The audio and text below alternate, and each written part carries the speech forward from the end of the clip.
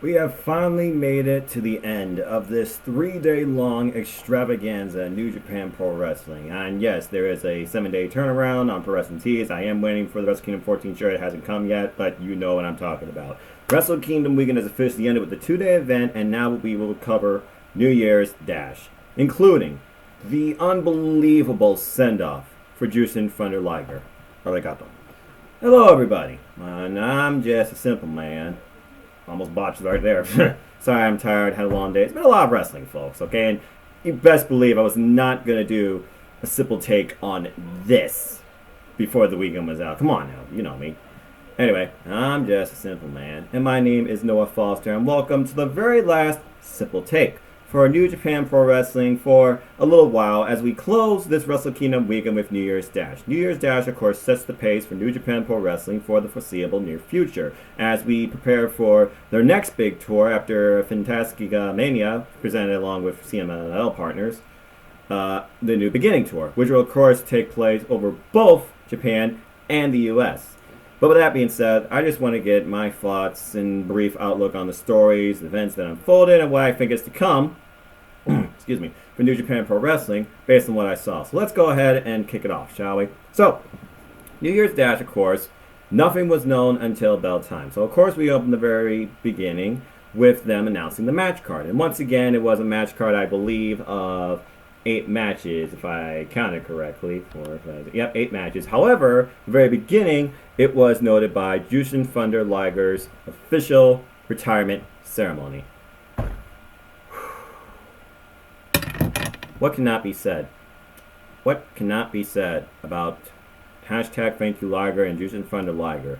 The way that they did this was absolutely phenomenal, breathtaking, emotional, and unforgettable. But I digress.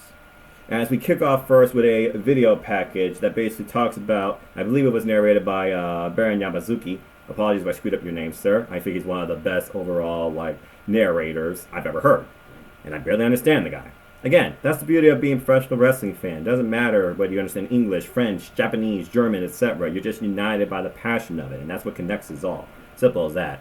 But anyway, this retirement ceremony video package, of course, narrated by him, and it highlighted, of course, Jushin Thunder Liger's official announcement of his retirement back from March 7th, 2019. And then we had 12 minutes recap, basically, of Hiromu Takahashi pinning Jushin Thunder Liger in that match on Wrestle Kingdom 14 Day 2's opener. The match was about, I believe, 12 minutes, and he got him with the time bomb. But of course, Hiromu Takahashi, he fainted him as it seemed like Jushin Thunder Liger basically passed on the torch to Hiromu Takahashi. And Hiromu got everything he wanted out of that match. Now, of course, I had to go back through and watch it not once, not twice, but 3 times because the stupid stream cut off during the after bit where Jushin Thunder Liger addressed the people. He thanked them. He thanked the Tokyo Dome, which holds such a near and dear place to his heart. And, of course, he thanked Hiromu Takahashi and vice versa. But anyway, fans galore. They also presented their respect. And then everybody in the post-match exclusives, they recapped that as well from Jushin Thunder Liger's matches that he brought back during Wrestle Kingdom 14. They all also admired, respected, and sent off the guy. Forget about the impact that Jushin Thunder Liger's had on their careers, whether as opponents, teammates, tag partners, rivals, you name it. Or just inspirations. And then, of course, following that, we look back more on his illustrious 31-year career. And then, basically, it's a post-Wrestle Kingdom thank you from everybody. And he's the world legend. Ligerlism will live forever. So, we go back into the building, which, of course, is the new venue of the U.S. Universe Dash. Bigger than ever. I believe it was Ryogoku Hall. Someone can correct me on that. And we get Jushin Thunder Liger, who comes out to the ring, traditional red and white Liger in his in-ring gear. Because I guess he felt that showing up in a suit would be awkward, even though he's not an in-ring competitor anymore. Liger to the end, folks. Liger to the end. Anyway, and this was just literally a huge, huge ceremony where by factions, by people, special appearances, special announcements, everyone presented a gift and a thank you. It started off with basically the NJPW main unit. I don't know if I can remember everybody's names, but I'm certainly going to try. Of course, it was led by Hiroshi Tanahashi, and then you had Kota Ibushi, you had Finjuice, you had Makabe, you had Rhea Lee, you had Homa, you had Blue Justice, Yuji Nagata, you had Tenzin, you had all the young lions representing the LA Dojo and New Japan Dojo, Katsura Shibata himself, the wrestler, you had Risuke Takuchi, you had Tobo Hanare, and I think that's everybody, but apologies if I forgot somebody. Basically, anybody that's not part of a faction, technically, in New Japan Pro Wrestling, okay? I think also Kashima was there too, Hiroshi Kashima, but I could be wrong. Generations of talent basically gathered in the ring as Hiroshi Tanahashi presented what is usually a traditional gift for wrestling retirement, bouquet of flowers per se, and they all gathered together with a photo with the man himself with Jushin Thunder Liger standing in the middle. And then following that, the celebration and the thank yous they continued as the Chaos faction came out. And by the way, it was mentioned that he received bouquets all over the world, and if you go to Instagram and look at the stories there, he actually did, including but not limited to Ring of Honor, Impact Wrestling, and even WWE and NXT. So, mad respect to them on that. I can only imagine how many WWE wrestlers and NXT wrestlers would have wanted to be there live. I wonder how many actually watched this. But I digress. Anyway, in comes Chaos next, led by, of course, Rainmaker, and former IWGP Heavyweight Champion, Kazuchika Okada. And of course, he is led by his entire Chaos faction, included but not limited to Rocky Romero, Will Ospreay, Robbie Eagles, Roppongi 3K, Sho and Yo, Yoshihashi, Hiroki Goto, Toru Yano, and I believe that's everybody. If I'm forgetting somebody, someone can tell me. I greatly appreciate it. And basically, they come in the ring. They also present him a gift. Okada presents him the gift. He thanks him. And keep in mind, folks, Kazuchika Okada pinned the man himself during the Road to Tokyo Dome tour. What a feather in his cap. And basically, they all get together. They get a photo with him as well. But they weren't done there because Okada, being Kazuchika Okada, what does he do? He goes back in there and pulls his own phone out and gets a selfie with his Chaos faction and Jushin Thunder Liger as well. One last little thank you. Following that, we get the chairman of New Japan Pro Wrestling, Naoki Shugabayashi, who also goes into the ring and thanks Jushin Thunder Liger, presents him with a gift as well. And we even get the chairman, who I believe was crying. And you know what? If you show emotion for this, that shows you're a true wrestling fan. Don't be afraid to express it. Don't be afraid to say you did. Okay? Basically, the CEO that some thought was leaving, I don't know if he's leaving anymore or not, Harold George Maj, he comes in, he also presents a gift to Jushin Thunder Liger. But then, and hell, I'll even admit it, this broke me in emotion. And I think it even touched Gino Gambino, if you heard him on commentary. His wife, Jushin Thunder Liger's wife, Chikagi, apologies if I screwed up her name, comes out and basically they embrace each other in the ring. It was probably one of the most loudest, touching moments of the night. And apparently it was brought up that even though Jushin Thunder Liger is the creator of the Super J Cup and led it, the original idea was, of course, first idealized by his wife. Unbelievable. And then following that, you think that's crazy. Nope, we go from there. And who's also out there? Jushin Thunder Liger's son, Takamishu. And literally after this, they pan to Hiroshi Tanahashi, who was basically broken down crying. As we close this ceremony, oh wait, no we don't. We get a special message for Jushin Thunder Liger. Holy fucking shit. Antonio Inoki? Oh my god, it happened. But anyway, he literally, figuratively thanks Jushin Thunder Liger for everything he's given, everything he's done, the impact he had on him. And even though he's really not a drinking man, he figuratively says, he raises his glass, and basically says, thank you for 31 years. And then following that, Jushin Thunder Liger, he finally sees the mic himself. He goes back through and looks at the very beginning when he debuted in the Tokyo Dome and how it all ended in the Tokyo Dome for him. Excuse me. And basically, he thanks the fans, he thanks New Japan Pro Wrestling, and he just thanks pro wrestling in general for the career that he's had and the impact he's had on so many. And he hopes that his legend will never be forgotten. And he even, of course, in the special thing, it's probably the biggest inspiration in his life, his mother, who was there live in Hiroshima. Shout out to Mama Liger. Thank you so much. And basically, he just thanked everybody and wished them the best. Arigato. So, of course, this was the end of it. Or was it? Not really. Because before Jushin Thunder Liger leaves, what happens? Everybody, he bows to everybody. He bows to each side of the ring. The people stand in ovation. But before that, we also get the traditional 10-bell salute.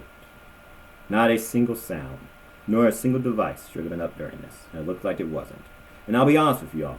I was not on my social media or looking at anything else or hearing anything else until this entire ceremony was over. That's what you call respect. And as soon as the bell salute happens, basically his music played and he was sent out in style until The Ace insisted. He stays in the ring, and they literally give him 3 hurrahs. Everybody lifts him up like 3 times, which is something very special in New Japan Pro Wrestling tradition.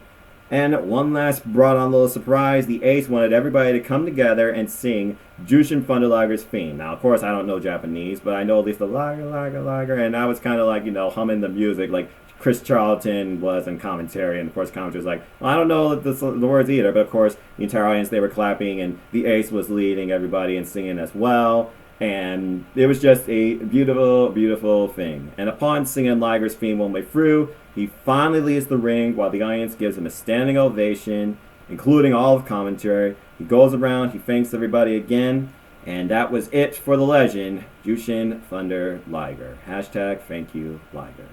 And so, a 31-year career has officially come to its end. Arigato. Alright, so that was definitely the most emotional part of New Year's Dash.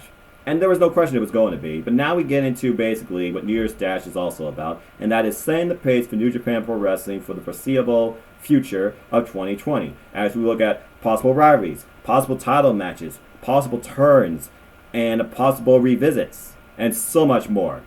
And we got all of that tonight. We first start off with a basic tag match that basically showcases the future of New Japan Pro Wrestling for the LA Dojo and, of course, New Japan Dojo. As we had, a 6-man tag between Toru Nare, Yuya Uemura, and Yoshitshu, apologies if I screwed up that name, versus Alex Coughlin, Carl Fredericks, and Clark Connors. The best way to describe this match, intensity, aggression, attitude. And there was no like, oh, good for you, let's shake hands, let's have a friendly competition. Hell no, it was about proving who was the strongest and who wanted to win the most. And these guys tore into each other. And Toru Nare, who I really wonder what he felt being part of this match, because in my opinion, he's been like this now for like 3 years, trying to break out, really show why he belongs maybe in G1 Climax, why he should get a title match, etc. And basically, he was leading the team for the New Japan Dojo, and he teared into, and of course he's been in Muay Thai fighting and training as well, he teared into friggin' Coughlin with a kick that would have knocked any normal man out to KO. And basically, Tsuji, he gets punished pretty much by everybody on the LA Dojo side. Anyway, there was a lot of combinations here, but basically Carl Fredericks, he led his team to victory in the end, taps out Uemura. And following this, the Young Lions, they have nothing but a hot temper. So the other long lion from the other team, in Yoshitshu, he literally runs to the back and tries to attack one of the LA Dojo Young Lions. I believe it was Alex Coughlin, all the way to the back, and Toy's like, oh, what the hell? Well, But also he sends off a little message. He says that Shingo brought out a fire in me last year, and I'm going to capitalize on that fire and reignite even more. So I guess my biggest takeaway to this, besides Carl Fredericks having a breakout year, it seems, especially winning the Young Lions Cup last year, and they did talk about how he will be representing the LA Dojo in a PWG wrestling special, is Carl Fredericks our next breakout star to come? Will he participate maybe in the New Japan Cup? Only time will tell. But as far as Toru Nare goes, what's his plan for 2020, and how will he ignite that fire? Will he go after Shingo Takagi again? Only time will tell. As far as the rest, stay tuned for more one-on-one rivalries, especially between Yuya Uemura, who seems to have the hottest temper, going after the likes of Togi Makabe, for example. I wouldn't mind seeing those two face each other one-on-one. But we'll see what happens. Following that, we have a very unique match up next, something that doesn't happen often, especially on these events. A 4-way tag match of the IWGP Junior Heavyweight Division between current champs Roppongi 3K versus El Desperado and Yoshinobu Kamara representing Suzuki-gun, the former champs representing Bullet Club, of course, in ELP and Taiji Shimori, and of course LIJ being represented by good brother Chris's favorite Bushi, and the new IWGP Junior Heavyweight Champion, Hiromu Takahashi. You have to imagine that the big thing here was to see who could get a pin over Hiromu Takahashi, because, the wins you could pick up in these tag matches could have huge implications of you going after the titles, per se. And then also, of course, you had the IWGP Junior Heavyweight Tag Team Champions. There was no honor among thieves here, though, as Suzuki-gun and Bullet Club, for moments of this, they kind of worked together, attacking Roppongi 3K and just beating the hell out of Hiromu Takahashi. A lot of this match, per se, was Suzuki-gun and Bullet Club. It was wild. It was all over the place. But towards the end, basically, there was a unique move where I think ELP may have screwed up his own partner's face on a moonsault. But he tries to pin, I believe, El Desperado, but it didn't work. By the way, El Desperado, for all you who don't know, he basically came back on this event. Like a year ago, I think, per se. They also brought up how events with Suzuki-gun, who were on exile for a period, they came back and they basically controlled and made a statement on this event against Chaos 3 years ago. A little bit of callback history for you. Speaking of history, the end of this match was kind of a callback to how things happened on the anniversary show and what led to Suzuki-gun having those IWGP Junior Heavyweight Tag Team Championships. Because in the end, an impromptu misting by Bushi, who I think was trying to hit, excuse me, El Desperado, he ends up blasting Sho with the mist, and Suzuki-gun picks up the win here over the tag team champs themselves. With the New Beginning tour coming up, it would not surprise me to see this title match happen again between Roppongi 3K, Sho and Yo, and Yoshinobu Kanemaru and El Desperado. A very good start for them. Truth be told, Hiromu Takahashi wasn't pinned, but obviously he knows he's got a lot of competition coming for him, so I'm sure he's got a very bright future ahead as IWGP Junior Heavyweight Champion. But I also want y'all to think about this. By the way, there was a wicked headbutt in right hand that dropped Sho earlier in this match. That was ridiculous. Sho really, I think, could break out as a single star this year, too. I wonder what he's going to bring this year in the Best of Super Juniors. Only time will tell. But anyway, for those of you who watched the post-match interviews, and comments from Wrestle Kingdom, as I finally caught up on, it appears that Hiromu Takahashi has already named himself who he wants to first have challenge him for that title. Ryu Lee. So are we going to first get Ryu Lee versus Hiromu Takahashi during the New Beginning, per se? Because you got to imagine a lot of these title matches that are being set up at New Year's Dash, per se, as we continue through this, are going to somehow occur for the New Beginning tour. Because after that will be the New Japan Cup, so it'll make sense. Let's do stuff on the anniversary show. But anyway, are we going to get Ryu Lee versus Hiromu Takahashi, or is someone else going to try and come into play here and go after the title? Right now, I don't see anybody else in contention. I can see Bullet Club trying to come back into play, and maybe Taiji Mori trying to get it, but honestly, I think Ryu Lee versus Hiromu Takahashi, it makes the most sense. So, we'll see what happens there. So, anyway, moving on from there, we get Bullet Club versus New Japan Pro Wrestling. I'm just looking at my little cliff notes here, in case you're wondering, on my computer. It was the team of G.O.D. with Gato, Masahiro himself, candlestick in hand, and their partner Chase Owens, who I guess now has gunshot effects for this entrance. Don't become fucking WWE, okay? Unnecessary. I'm not going to say unacceptable, I just think it's unnecessary. And they are versing the NJPW main unit faction team of the Ace of New Japan, Hiroshi Tanahashi, the Golden Star Kota Ibushi, and the new IWGP Heavyweight Tag Team Champions in Finjuice, Juice Robinson and David Finlay. Keep in mind, before this match, Kota Ibushi, he issued a very interesting post-match statement saying he's got a plan for 2020. Whatever that plan might be, I don't know. But anyway, this match, it starts off with Chase Owens once again offering a spot for Kota in Bullet Club. We can help you. We can help you. And of course, Kota denies it. Let's be honest, folks. Kota Ibushi is never, ever joining Bullet Club. I just don't see it happening. So there's that. And anyway, this match, it broke down quickly, but eventually Juice and Finn, they get control over G.O.D. My gosh, those two are incredibly fast. Chase Owens, though, constantly controlling Kota, who could not get tagged in, but then finally it comes down to Kota and Chase. I don't know what the Ace was thinking, trying to do a freaking suplex on Bad Luck Fale. You're not Tomohiro Ishii, and I still can't believe Ishii pulled off that brainbuster. But anyway, towards the end, though, Chase Owens with a little bit of a callback, maybe, or some mind games, hitting a V-trigger on Kota Ibushi, and then also Joe Heist was not enough for the win. In the end, towards the whole thing, there was a nice tag team combination move with the Ace and the Sling Blade, and we had Boombaye from Kota Ibushi, which of course led to Kota hitting the Kamigoye, and he pins Chase for the win. So this is very interesting to me on a number of notes, first off, because I feel like, again, ever since Hiroshi Tanahashi and Kota Ibushi have fought each other in the G1 Climax finale 2 years ago, and then during the G1 last year, where Kota finally beat the Ace, I feel like Kota and the Ace have a huge, tremendous respect for one another as far as leading New Japan Pro Wrestling. I think the Ace has a lot of Kota in him.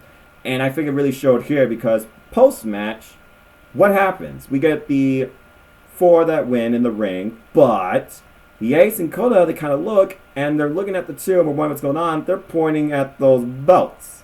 So, are we getting a setup of the Ace in New Japan and Kota Ibushi challenging for the IWGP Heavyweight Tag Team Championships against Finjuice in a very mutual, respectable, but heavy-hitting tag team competition? I would love to see that personally. Imagine the tag team dynamics of the Ace and the Golden Star. What would you call that? The Golden Aces, per se? I don't know, but I really like the idea of these two as a tag team potentially becoming champions. Sign me up. I'm excited for this match to happen. But again, the NJPW matchmakers, they got a lot on their hands. And again, New Japan Pro Wrestling, New Year's Dash is all about teasing you these matches, rivalries, and other things to come. So we'll see what happens, but tough break for the Bullet Club. Anyway, following this, we do get a little bit of an announcement. I want to say this right now. I wish all the best to everybody there and all of Mother Nature's creatures and stuff in the recent fires that are occurring right now in Australia. And Gino Gambino, to his credit, there is a shirt going on eBay. I don't know if it's still up for bid right now, but it's literally Chris Jericho's Painmaker shirt he wore at Wrestle Kingdom. It is up for bid for sale on eBay, according to what was said at New Year's Dash. It was up to like $1,700, and all proceeds will go to, of course, helping the victims of those Australian fires and recovery efforts. Same thing also, I just want to make a light note here. There is a shirt by AEW that's just a Cody shirt. If you buy that, all proceeds from that shirt being bought will also go to those fires. So I do wish the best in all those efforts. That's a very respectable thing. Good on you, Gino. And Cody. Alright, now following this, if there's one thing I love when it comes to the different ways you see wrestling, it's an intense fight. Where all four of these men in this tag match, they wanted to prove who was the toughest, who was the strongest, and of course we had a rivalry renewed, why these two seem destined for each other, in Tomohiro Ishii and Evil, while we get basically G1 reigniting of Goto and Shingo. It was Goto and Ishii versus Shingo and Evil. Holy hell, these two beat the living daylights out of each other, and I loved it. You first start off, of course, with Evil and Ishii. They're really going after each other. We get Darkness Falls, which, of course, beat him during the gauntlet. Was not enough this time. And then wicked headbutt clothesline combination. The Goto Shingo, they're exchanging, and they're literally exchanging who's got the toughest arm, who could take down the other first. I swear, I don't know how one of these two ain't breaking their arms with the amount of clotheslines you saw. There was ridiculous type of suplex exchange trying to happen at one point, where Goto, of course, wins towards the end. And then there's clotheslines out from hell that would make JBL proud. Yes, I said it. Or JBL Shutter. I don't know. And basically, clothesline. Goto gets clothesline hard. Evil, he gets swung. It is ridiculous strange showcase, of course, by the new Never Openweight champion, Rookie Goto, who really seems like he's on another level whenever he has that title. Now with the most reigns. Congrats to him.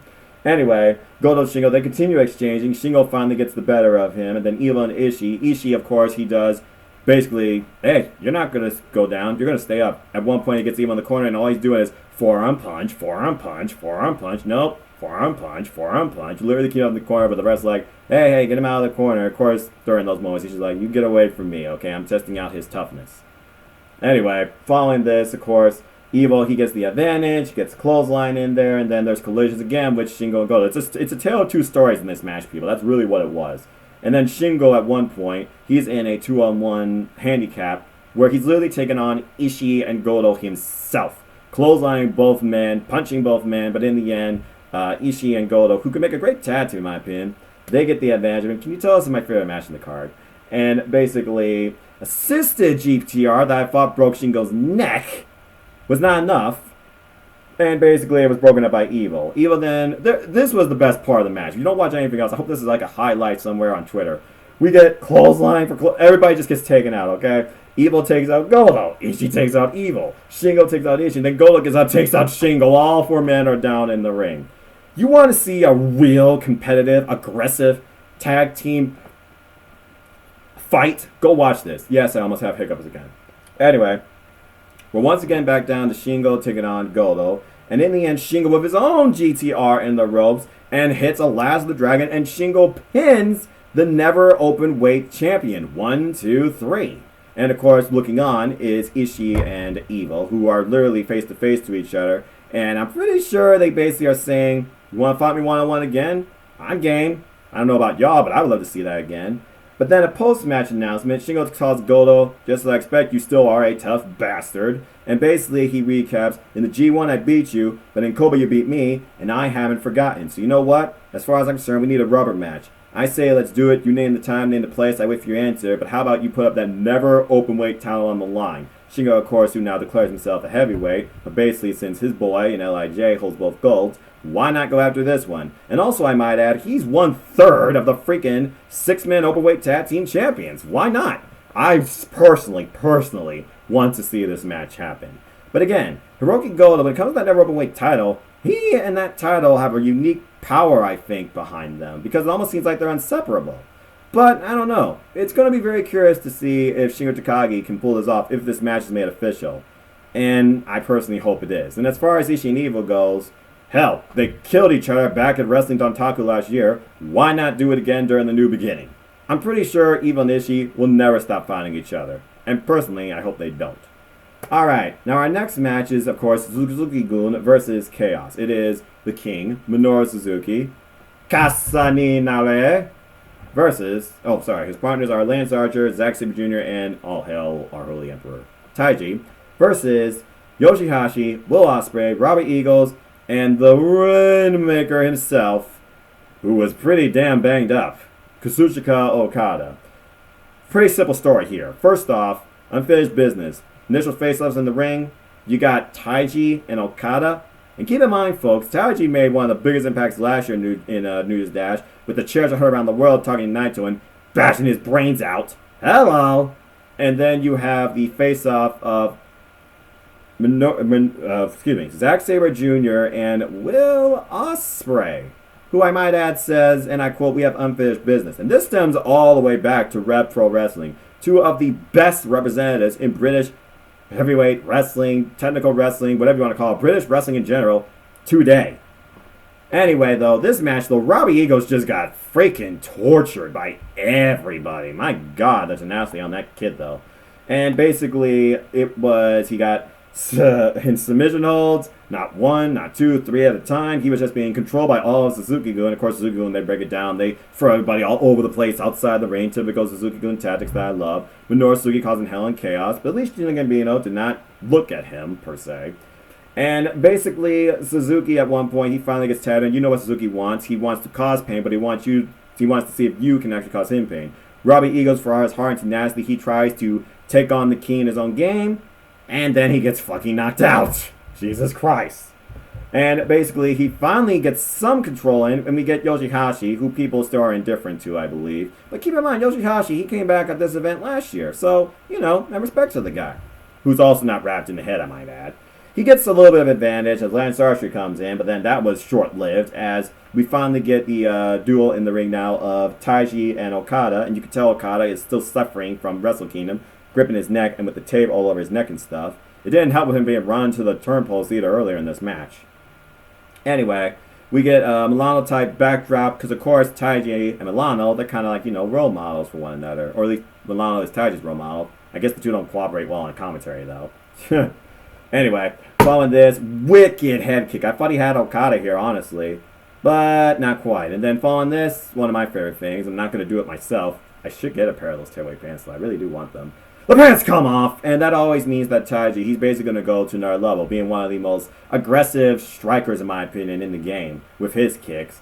And it looked like he gets some advantage over Okada for a little bit until everything breaks down again, and then the ref turn, Okada tries to go out to Taiji. What happens? Dreaded low blow, and then, and this is the second time now that's come out. Unbelievable, I might add. The Iron Glove of Iska, straight to Okada's neck and side of his head. DQ, Chaos wins. But it wasn't about the win that mattered. Here it was about sending a statement. Because think about what's being set up here, especially after Will Ospreay tried to help Okada, who was still being attacked by Taiji. But Zack Sabre Jr., he timed up a pretzel in a sleeper hold. We're getting a setup with Zack Sabre Jr. and Will Ospreay possibly for the British Heavyweight Championship. And Taiji now is targeting Okada. It wasn't crazy enough that Taiji was targeting Naito. Now Taiji is targeting Okada. Even if he's not going after a belt per se. And by the way, in post Wrestle Kingdom interview, he was kind of disappointed. He was saying that was his moment that he lost out on the 6-man heavyweight titles. He really wanted those. And he blamed his partners, Yoshinobu Kanemaru, basically, for not taking it seriously. Maybe the man was drunk. I don't know. But Anyway, following this though, as Taiji stands tall over Okada, it looked like he was about to do a major power move here. I think Black Mephisto, whose music hits. What the hell? Jon Moxley. Now, if y'all remember, the previous night, what happened? Jon Moxley got dropped by the king himself, Minoru Suzuki, in a Gotch-style pile driver. So, of course, you know he's coming out here for one thing and one thing only. The king himself. I marked out. I'll say it. I marked out. Can't tell you last time I did it, but I did it. This is a match that needs to happen and now is on the verge of happening for the IWGP United States Championship. Because what happens? First off, Taiji gets the hell out of Dodge. Okada's already out of the ring, being sent back, help with the young lad, stuff like that. So Minoru Suzuki, Jon Moxley, these two deranged, maniacal, pain-inducing, pain-loving maniacs go face-to-face in the ring. And literally, who I might add, Minoru Suzuki called Jon Moxley a boy. Oh boy. Yeah. How'd that boy work with you today? They are literally duking it out. They're first slapping each other, and then they're hitting each other. Minoru Suzuki laughs, he slaps him. Jon Moxley laughs, then he slaps Suzuki. And then basically we have a slap fight and a slap fight. Suzuki laughs one more time, and then gets death-ridered for his troubles. And basically, Moxley with one last statement, we just have a little bit of unfinished business, but then he also sends a warning. Don't ever step in my territory again. And as Jon Moxley leaves, we see Minoru Suzuki lay down the ring, smiling up at the ceiling, maniacally laughing. Welcome to hell, folks. As he continues, delusional I might add, constantly going up to the back area, laughing and smiling the whole way through. I can't remember the last time I saw Minoru Suzuki this derangedly happy, considering there were questions about him leaving New Japan Pro Wrestling, going back to Pro Wrestling Noah. Well, I guess that's not happening. Some of you are questioning if there was some dissension in the ranks within Suzuki-gun. I think it's safe to say they aren't. But basically, right now, we're getting a setup of Okada versus Taiji, Zack Sabre Jr. will Ospreay for the British Heavyweight title, and now Minoru Suzuki and Jon Moxley. I remember my Team NoDQ member during predictions video, James Hubert, go follow him, folks, JHubert95 on Twitter. He basically wanted an unsanctioned match between these two. James, you might get your wish. The hell that these two will put each other through when they meet one-on-one in the ring in any sort of wrestling bout. Title, non-title, unsanctioned, standard, you name it.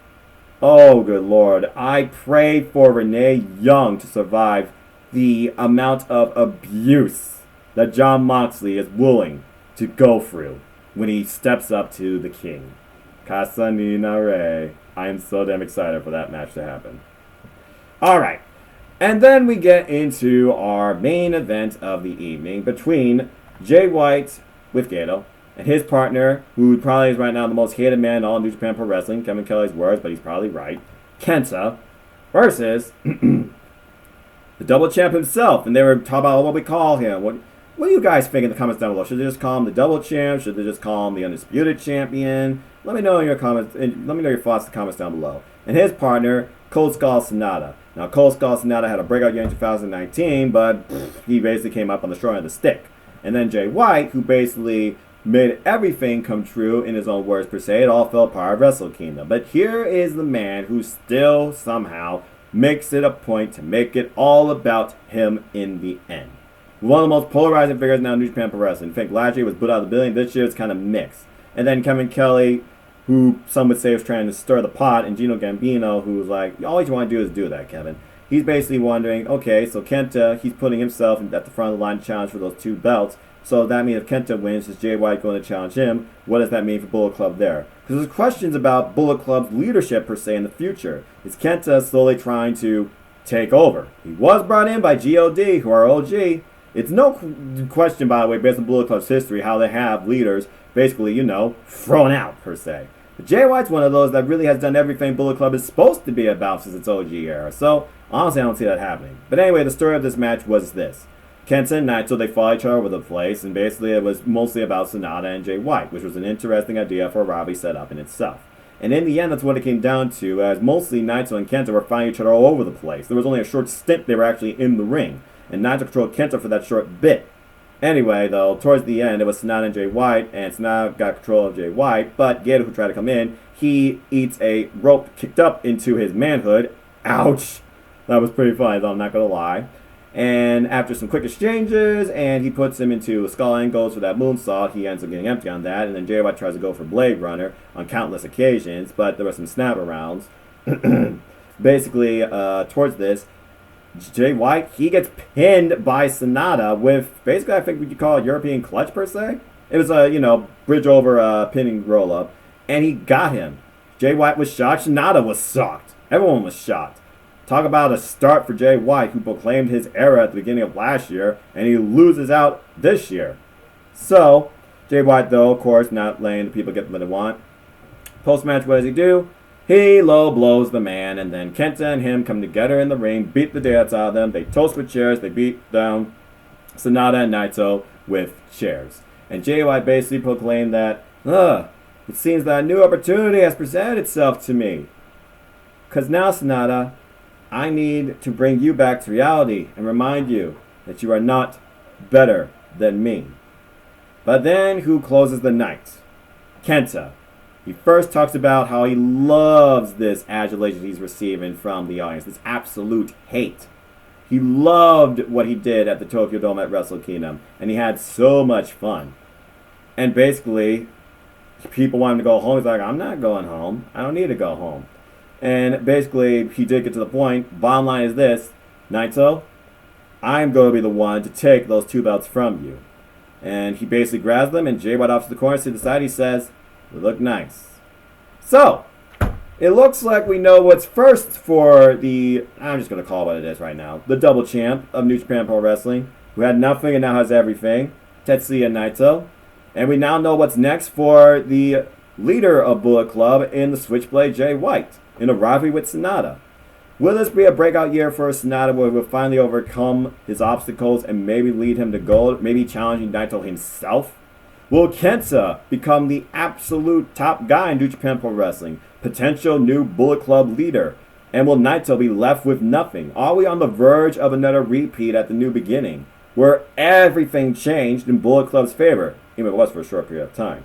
And obviously we don't know what's next with the New Japan Cup that will start after the anniversary event as well in March. Are they going to have another G1 special? And is it going to be at Madison Square Garden? What is next for New Japan Pro Wrestling in the long-term future? We got an announcement for several events that are mostly your traditional events. And of course, we know the G1 Climax has been pushed back to fall on due to the Olympics. But we are definitely in for, I must say, a paradigm shift in New Japan Pro Wrestling, with some old rivalries renewed, but a ton of new ones reborn, and new title pictures being created. All I know is this: we are on the verge of the greatest year yet in New Japan Pro Wrestling, and I cannot wait to follow it through. Simple as that. And honestly, after my friend, and go follow him at Neo Reality Entertainment, Eric Brown on Twitter, he got a point here, because Japanese standards with video games per se, they go S. I have to say, this entire weekend as a whole, S rank, period. Simple as that. But with that being said, and the fact there was over 74,000 fans across the entire 3-day campaign hosted by New Japan Pro Wrestling, ladies and gentlemen, I am officially done with my discussions, my takes, and overall analysis for this entire Wrestle Kingdom extravaganza weekend. Thank you all so much for joining me in this journey and joining me in just my simple takes. If you all want to know more about me, though, please know this: I'm just a simple man, and if you haven't figured out by now, I am a lifelong fan of wrestling. Not just sports entertainment, wrestling in all of its purest forms: the highs, the lows, the simples, the beginnings, and who knows what's to come. So if you want to tell me about anything wrestling, the 5 brands of WWE, Ring of Honor, Impact, New Japan Pro Wrestling, AEW, NWA, Stardom, Independent Wrestling, Sport Pro Wrestling, folks, and so much more, look me up on Twitter, NoDQ.com/Noah takes to my Twitter page, or follow at nfoster1916 on Instagram, hashtag SupermanInLife, where I'll give you hello, simple like food intakes, and of course simple moments that are usually just stories of me, my thoughts and moments in wrestling. As I've seen plenty of shows, and I will be soon going to see AEW Dynamite live for the first time ever in Cleveland, Ohio. I'll see you there, AEW Fleet. And yes, I will be wearing that shirt. Kenny Omega, change the world. Anyway, I got a bunch of new shirts coming too. There'll be more new shirts, new concepts come out as well. Also, please follow my solo YouTube channel here at youtube.com/user/MoFoz210. You'll find all sorts of wrestling content here, new content every week. Thank you so much to the 108 people that have subscribed to my channel, giving my channel over 5,200 views. It has been an incredible 1 year plus journey as a YouTube creator, and I certainly am not going to stop. I just love this, and it's fun for me. That's all it's about. It's not about anything else more than just a love and a passionate view on wrestling. So thank you for all that enjoyed and been on me with this journey. Anyway, follow the Simple YouTube channel here. You'll find everything nice, neat, organized playlist for you. There's reviews, recasts, predictions, takes, one-off special content. At the heart of my channel, hashtag 205 That Matters. I review the Cruiserweight division, then, now, and forever, every week. Usually every other week sometimes, where I do like a special double feature, and I will be doing that again. Also, please join my hashtag 205 That Matters Facebook group, where we just talk about Cruiserweight wrestling as a general popularity. And if you haven't figured out by now, support NoDQ. They're the reason I even got into YouTube. For Evan Dead to the NoDQ family. Thank you, Aaron Riv, Stephen R. Osborne, and Jerry Slaughter, who inspired me the most, and Caitlin, of course, who I got introduced to at an NXT event that led me to NoDQ. Forever indebted. NoDQ for life. Team NoDQ. So go buy a shirt, go buy a tapestry, go buy a sticker. Just support my friends. Just do it. NoDQ.com/merch, to the store, or follow NoDQ on all social media platforms. Your opinions matter. There's a comment section and everything at the official website. Polls, columns, memes, gifts, reviews, recaps, polls, sexy female pics. You name it, it's there. Primarily wrestling and WWE with a little bit of AEW and independent wrestling. And as always, as I like to close, support your wrestling outlets for big and small. Let's keep growing this incredible, diverse, unique, elite, unapologetic, unscripted, authentic wrestling community together. Simple as that. With that being said, what was your favorite moment for this entire New Japan Pro Wrestling 3-day weekend during Wrestle Kingdom and New Year's Dash? What's your favorite matches? What's your takeaways? What's your questions, thoughts? Who do you see breaking out? Let me know anything you have in New Japan Pro Wrestling, because that's my number one, and I would love to talk about and share more stuff with you. In the comments down below, please. Greatly appreciate it. Please like, share, subscribe, comment, hit that bell to know the next video is going to go live. Hit the subscribe button. It helps me grow the channel, as some think I should try to. So, you know what? Why not? I'm going to try to. As we open this year, new decade, please stay tuned. I will continue to cover more of NJPW throughout the year on the big events, providing predictions and Sybil takes after each one. Next stop, the New Beginning Tour in Sapporo and Osaka. Also, coming up this week, there'll be a special 205 Live double featurette, and I'll be doing a Simplin Predicting Wrestling video on Impact Wrestling's Hard to Kill pay-per-view. But I'll also be with Aftermatch Wrestling. Please support their channels and support my friends. Also, Armbar, ARMBAR, exclamation point. As I will be simply predicting NXT UK TakeOver Blackpool 2. I am looking very forward to that event. Other stuff coming up this month includes the start of the Team NoDQ prediction league that I'll be taking part of and keeping score of for the entire weekend as we look over and predict Worlds Collide between NXT and NXT UK, as well as the Royal Rumble pay-per-view. And yes, I will be going to AEW Dynamite Live January 29th, and I will be back with a live Simple Take recap the following day. And as always, just look around for me on YouTube. I might be with Colin Cleaver Andrew. I might be with Aftermatch Wrestling. I might be with Eric Brown with another Wednesday Night Roundup. Those are coming back too. I might be doing stuff with Jeff Meacham. I don't know. It all depends. I just like talking with people and talking wrestling, and I guess other people like it too. I might be coming back on the Wrestling Rundown with James Hebert and Owen Finch to talk more about wrestling as a whole. Who knows? But anyway, until the next video, it has been literally over about, let me see if I can get the math right here. It's been about 15 hours of professional wrestling across 25 plus matches and a ton of post-match interviews. I am officially done for now. It is Monday night, 8 p.m. But like I said, I was not going to close out this weekend without doing a simple take of this show because this matters. So until the next video, thank you again for everyone that tuned in with this whole journey with me. And I'll see you all in the next video. But take care, enjoy life. Tomorrow's never guaranteed. Treasure your families. And enjoy wrestling. There's more of it than ever. Find something you enjoy. Find something that connects to you. Find something that fits you. I can't wait for more shirts to come into. Yes, there'll be more shirts, and I'll also be updating the background of my room with some more wrestling pictures. I got a couple 8x10s to be put up in 4x6s. But again, until the next time, I hope you all take care. And as always, have a good night. And thank you, wrestling community and New Japan Pro Wrestling, for the greatest weekend of professional wrestling with Wrestle Kingdom 14 and New Year's Dash. Kokigenyo, sayonara. Goodbye, everybody.